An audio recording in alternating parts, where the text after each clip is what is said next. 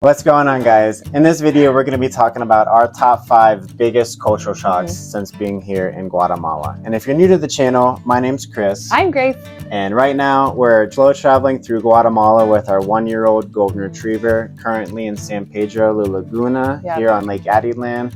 One of the most beautiful lakes in the world. But to preface this video, though, this is not going to be a critique of Guatemala. No. We love Guatemala. We're not trying to change it. We're just trying to, of course, make anywhere we are in the world a better place anywhere we can. But this video, we're going to just be talking about, as in coming from small town Ohio, what the biggest cultural shocks would be and was for us. And you guys asked for it, and we're here to explain our experience. For sure. So the first one we're going to talk about is fireworks and festivals.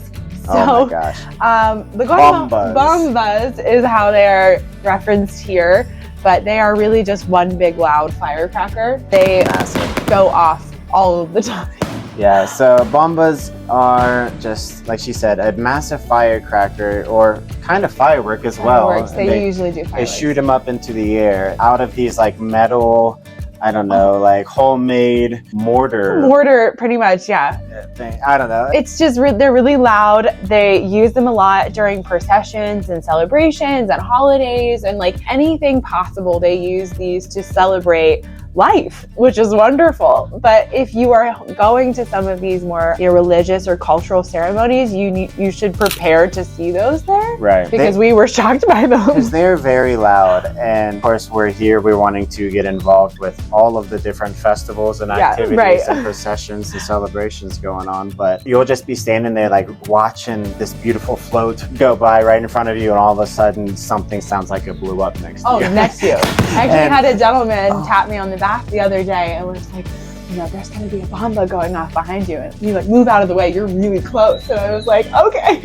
It's like they're everywhere all the time, but they love to celebrate their privilege to be loud and to set off fireworks. For so long they were silenced. For so long they couldn't make noise, and they were living under oppression. So at least this is something we were told the other day. That's why, you know, at least in this part of Guatemala, they love to just be loud and be proud, and there's always someone getting married, someone's birthday, someone having a birthday, leaving Guatemala, coming back, like, so they just celebrate all the time. And we love that, and we love that they get the ability to do it in the way that they choose to, and that they're privileged enough to do now. And so but just something to be aware of if you are coming to Guatemala and you have jump scares. Maybe just stay a little bit farther from like all the action, because we still think you should come here, but just be aware. And the second one we wanted to talk about is time. Guatemalan time.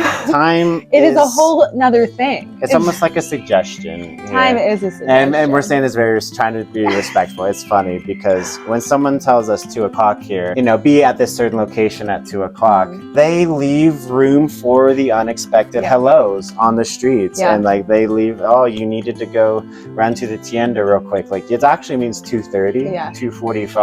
Well, a great example of this is like we had a festival here this week in San Pedro, and there's this really amazing tradition that they were bringing back. And they're like, you know, be at the pole, because it was this pole dance thing that they do, and the flying stick dance is what they incredible call it. And they're like, okay, it starts at 10 o'clock.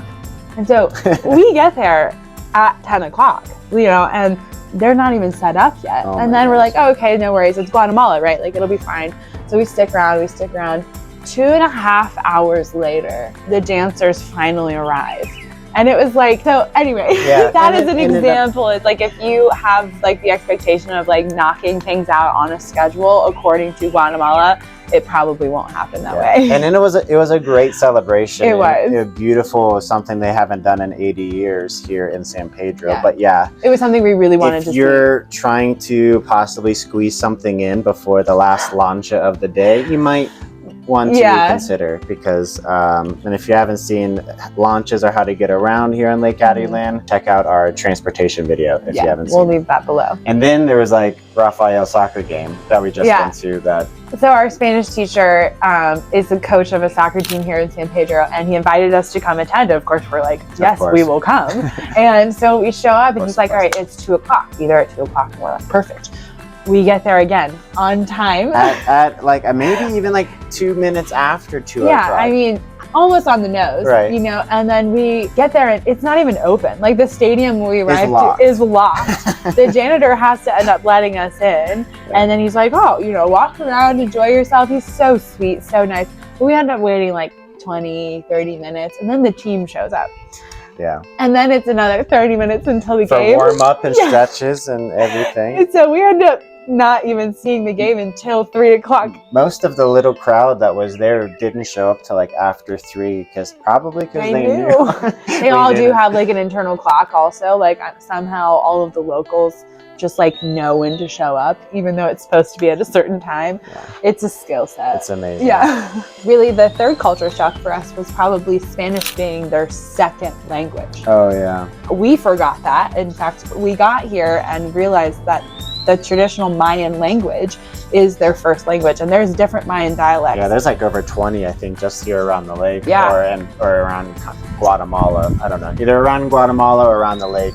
Let us know in the comments. A lot. But there's a lot of indigenous Mayan languages here. Yeah. And so we're starting to volunteer teaching English with Anita. She runs a local Mayan cooking school here in Guatemala, or here in San Pedro. She's wonderful. We love her. We love Anita. And so we're helping teach English to some of her students. And their first language is actually called Sutujil in our little region. Area, And so they actually learned Sutujil first, and then they learned Spanish.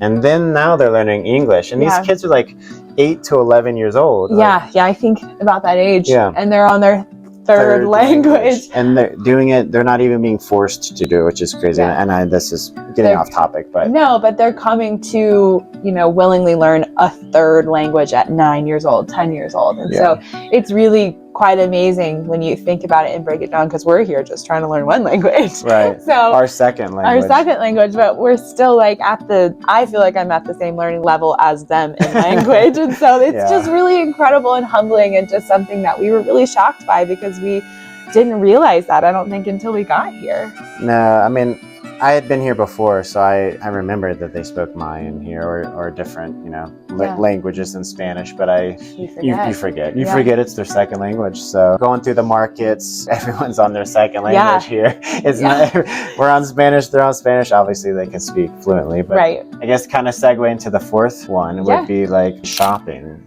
I think that's the biggest, one of the biggest. Shopping is very different than where we come from in America. And so for us, going to an Aldi or a Kroger or a Walmart or any of that is totally normal, and you can get literally just about anything in any of those stores. But here it's a market culture, and so if someone's not making it, you can't get it, or if someone's not importing it, you can't get it, and so it's difficult sometimes when you have certain things to do that day, but you can't go to the market because it's a mile down the street and you don't have time. And so that's just, it's a very interesting, different way of living. It's just having to think, having the forethought of what's seasonal and what's going to be available, and if it's going to be there, if they went to to the city to get it. So it's there's a lot, and so the convenience factor goes down, but the richness in the food goes up and the culture goes up. And so it's a really beautiful thing here, is that they have a market culture,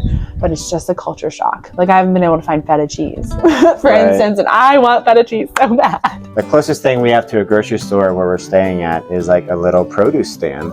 They have a bunch of things you would never think this little stand would have, but also if they run out of lettuce that day, it might be a couple days before lettuce get a new shipment back in. There's more than several occasions where I'll need something and he doesn't have it, and I won't get it for 3 or 4 days, and that's totally okay. I told him earlier, going into a Walmart and not being able to find something is just, that never happens. I can find they might be sold out, but you could also get 4 different brands of it, right? And or order it online. And so it's just different, and it really slows you down, and it really helps you live moment to moment and enjoy what you can have and what you do get, and it's very special. For sure. Yeah. So we love the market culture, even though it's a little harder. A little harder. But it definitely gets you out of your comfort zone. Yeah, for sure. And I get to speak to so many more people that I would never interact with. I know. And they're always so helpful. So helpful. They're always wanting to help. All right, so the fifth one, wrapping it up, is transportation. So yeah, you kind of briefly mentioned like a market being a mile down the road earlier, but like here, we don't have a car, we don't have a motorbike. And so coming from somewhere where we had a car and we had to drive everywhere, and that's just how you got around. At least for us, where we come from, public transportation is very limited. Inaccessible outside of really major cities. And even then, it's just bus routes. And then thankfully we have a streetcar in Cincinnati. But like, you know, public transportation is borderline non-existent for where we come from. Ubers aren't even a thing where we were bartending and living at. So like, you couldn't, if you go to the bar, you couldn't even get home unless you had someone drive you. So it's very different here, where there is public transportation. There's tuk-tuks and lanchas and motorbikes and buses. They'll take you from one side of the country to the other. Yeah, seriously, there's so much here that we were so shocked to be able to just get around and like have those connections with the tuk-tuk drivers and be able to like just also have someone to come pick you up from you're getting back from activity, or you're getting home late from the bar. Or if you're a solo female who doesn't want to walk by herself on any time of the day on the street, public transportation is always here. And it's affordable, and it's across the water, across the lake, across town. Like you can get around here, and it's really easy and simple. It's super easy. They make it very easy for you. So that's a really big perk for us, because we don't have another mode of transportation other than walking, which is amazing. We love to walk. Sure. But, you know, having public transportation was something that we were, you know, very shocked by, but in a really good way, in a positive way. We were happy to see that here. I agree completely. Yeah. So that was pretty much it, right? Yeah, that's all. We kind of combed over our brains trying to think of like what our 5 biggest cultural shocks are, because if you know anything about us, we have traveled before, so these weren't necessarily big surprises for us when we got here. Yeah, as travelers, we do expect a level of some uncomfortability or unpredictability. And so when you go into a new culture or community, especially when you don't speak the language, there are some points that you have to like iron over and figure out by yourself. And these are the things that we felt were things that we had to adjust to a little bit. For sure. And so, which is great. We're so happy to make those adjustments because we're really happy here in Guatemala. Everyone around us is so kind and so sweet and blesses us so much and is so patient with us in our Spanish.